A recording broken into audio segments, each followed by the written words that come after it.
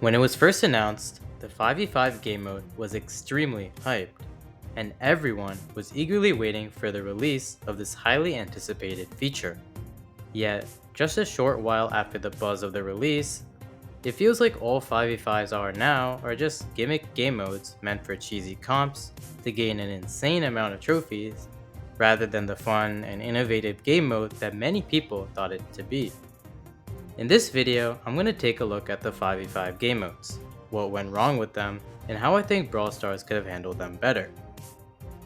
I'm getting close to 15k subscribers, so I would really appreciate if you guys subscribe to help me closer to that milestone. Second, join our Discord server.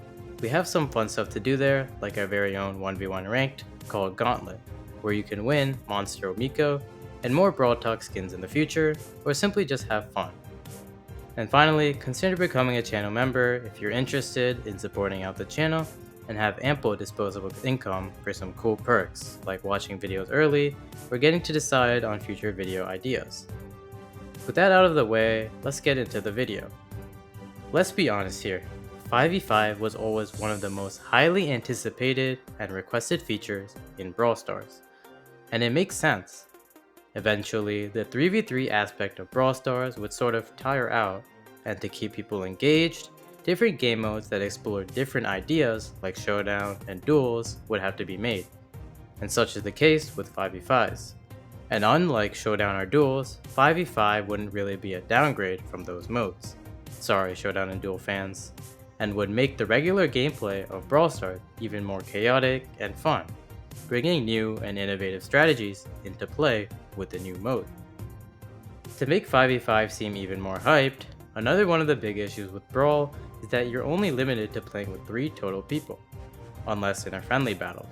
So if you wanted to play in a full team with all your friends instead of against each other, you were straight out of luck.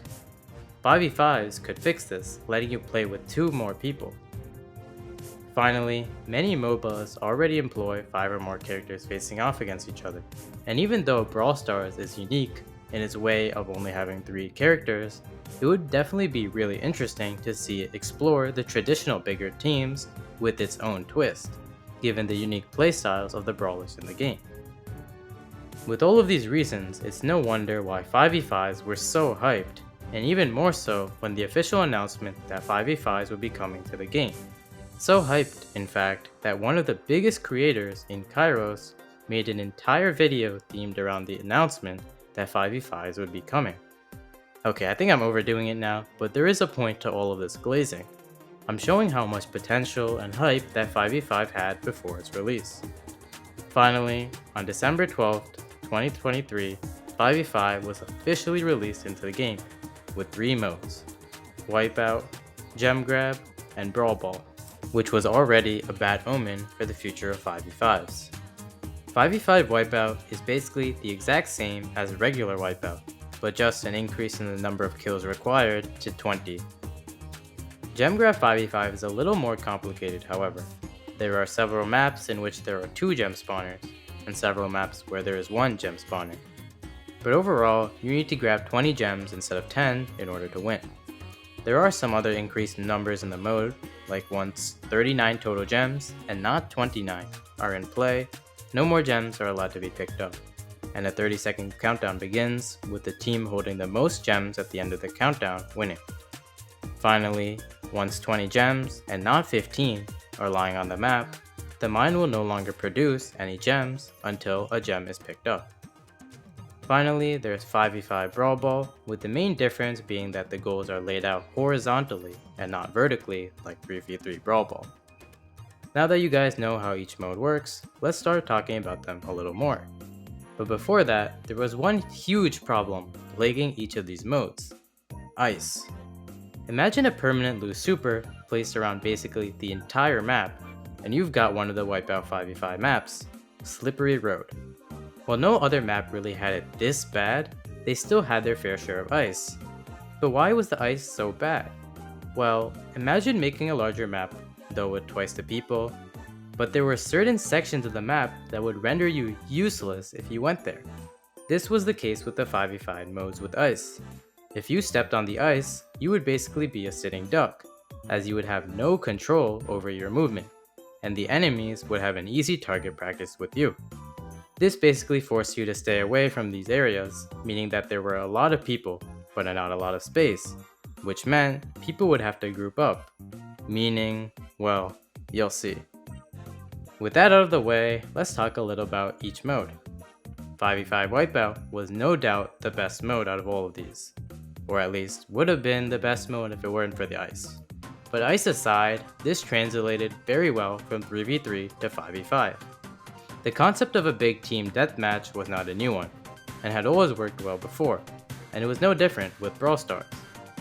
The objective was relatively simple, and wouldn't take forever to finish, unlike some of the other modes that I'm going to talk about. Furthermore, it sort of fulfilled the original purpose of these 5v5s, with a more chaotic and fun gameplay, as there was certainly a lot of chaos with this game mode, but also certain strategies and brawlers often used, like Mandy and 8-Bit, that most importantly were not completely broken despite being powerful. Next up is 5v5 Gem Grab, and this is a little less clear. On the bright side, this made Gem Grab much more fun and chaotic, making comebacks always possible and even probable. On the flip side, it made games take way too long. The main reason for this was that 1. There was a limit of 20 gems to start the countdown, and 2.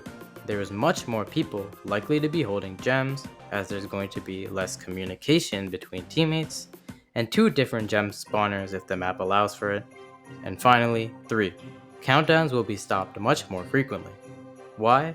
Well, first of all, since more people are going to have gems, inevitably someone will be caught lacking and get killed, which is not only extremely frustrating, but also lengthens the time of the game. Secondly, since there are more people on the enemy team, it's much more likely that one of them will have their super, or simply be able to eliminate one of your opponents in order to stop the countdown.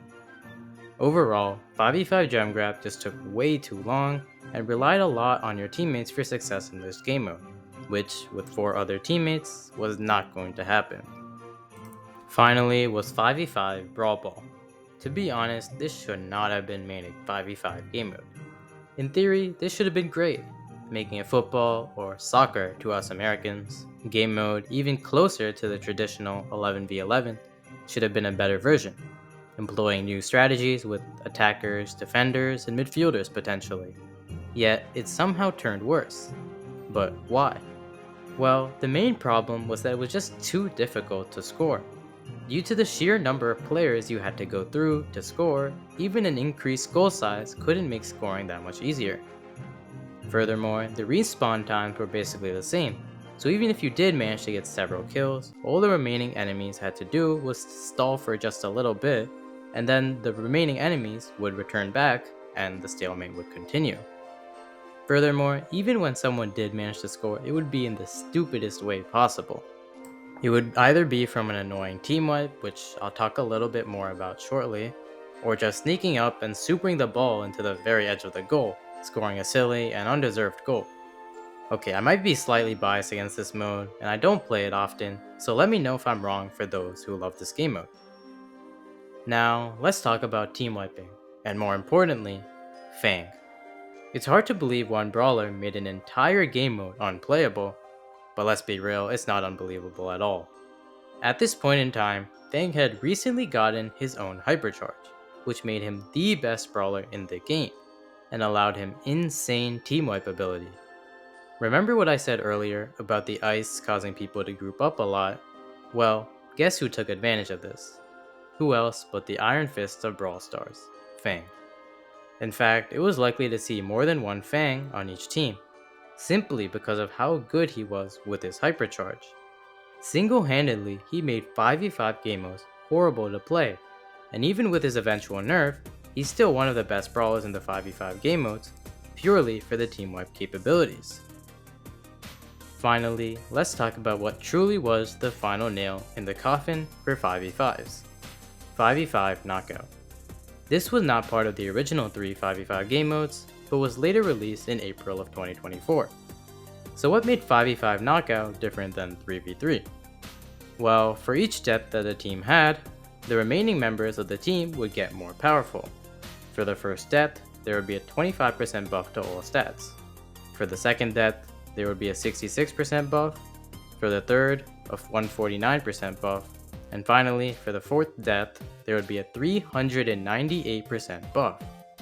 I get the idea behind this buff. They just wanted to make it so that the game would never be over, and you would always have a chance to make an insane comeback. However, this was executed extremely poorly, and they didn't consider that it could be easily exploited. These buffs were absolutely broken, and it became even more advantageous for some of the team to just go in and die, giving their remaining teammates a huge buff. This is a complete 360 from what Knockout is supposed to be, eliminating your enemies, not eliminating yourselves. Let's take one especially egregious map as an example, Sizzling Chambers. In this map, there were a few particularly prevalent strategies. First, there was the Angelo and the tank strat. This strat consisted of the entire team basically rushing and dying, giving Angelo and a tank, preferably El Primo, Ash, or Hank, a huge buff. This would allow them to easily kill several enemies until the remaining enemies got the same buffs. Then, the Angelo would survive and be on the water, and just keep moving around the unbreakable wall, unable to be killed, and once the storm comes in, he would get an easy victory. The second strat involved was with Gray and Hank. Obviously, the rest of the team would die immediately, but the Gray would live until he could teleport, and then use it and die. Then, the Hank would be able to take care of the rest of the team with his insane buffs. Once there was one enemy left, if the Hank was ever at low health, he could just use the teleport and get to safety, and if the other person was ever at low health, Hank could just use the teleport and kill them. You can see how strats like these completely ruin the fun in 5v5 Knockout. Every game after a certain point would just be one of a select few strategies, and basically 3 out of the 5 people in every game would just be spectators. What's the fun in that? And if you didn't run this strategy, you were pretty likely to lose unless you went with some specific counter strategy like using Cordelia's or Meeple. Overall, 5v5 Knockout was just completely messed up in my opinion, and could have been so much better. Keep in mind, however, I might have screwed up a few details about the strats, as obviously I don't play too much 5v5 Knockout. With all that being said, how could 5v5 as a whole been handled better? Well, first off, the ice. There should never have been ice in 5v5s, and it should simply have been kept to that 1 Megapig modifier. It just clashes really poorly with the whole 5v5 game mode, and if it was to be added, there should have been even bigger maps, so entire areas weren't choked off, forcing group ups, forcing Fang team wipes. And since many people's first impression of the game mode wasn't great, partly due to the ice and to the Fangs, they have a natural inclination to not give the game mode another chance, simply due to that first impression being poor. Next, the game mode selection could have been so much better. First of all, 5v5 Wipeout was basically perfect and is definitely staying. However, I can't say the same thing for the other 3. Gem Grab was a solid choice, but I think there could have been an even better choice, Hot Zone. Imagine a huge Hot Zone game with 3 different zones. There would be a lot of chaos, but there would also be a lot of cool strategies, and a sort of resource allocation. For example, how many people do you send to each zone? Which zone do you focus on? There are interesting ideas and strategies that could have been explored with this mode, and I think it's a big missed opportunity. Secondly, 5v5 Brawl Ball could have been 5v5 Basketball. Obviously, basketball is played with 5 players, and this would be more similar to that. But furthermore, the regular game mode is played horizontally, so it wouldn't even be that big of a shift from the 3v3 version, other than just a bigger map. Secondly, since enemies can't block your shots, the games would end much faster, and are less likely to end in a tie, unlike Brawl Ball. Finally, Knockout. I feel like this was not the worst option for a mode, but it was executed poorly, which I'll talk about in a second. However, if I did have to replace this mode, it would probably have to be with something like Payload, Siege, or the newest mode, Brawl Arena. I feel like a 5v5 would be perfect for the new Brawl Arena mode, as it's closer to a traditional MOBA, and the map size is already increased for the mode, so why not increase it a little more and increase the player count to 5. And the final change I would have made is obviously to knockout. I feel like 5v5 knockout had so much wasted potential. The main change is obviously to the power scaling. I actually won't change the fact that there is power scaling, but I would definitely tune down the percentages a lot. This would both increase the pool of brawlers to be played in the mode and decrease the cheesiness of the game mode, while still retaining the possibilities of pulling off the full team wipe, though it will be much harder now. Overall, 5v5 was one of the most hyped additions into the game, and had an insane amount of potential. However, from the ice, to Fang, to the game mode selections, to the travesty that was power scaling and knockout, 5v5s were horribly mishandled, and being an equivalent to Lil Uzi Vert, or in other words, wasted potential. But anyway, thanks for watching. Watch this video, or this playlist, or join the Discord server.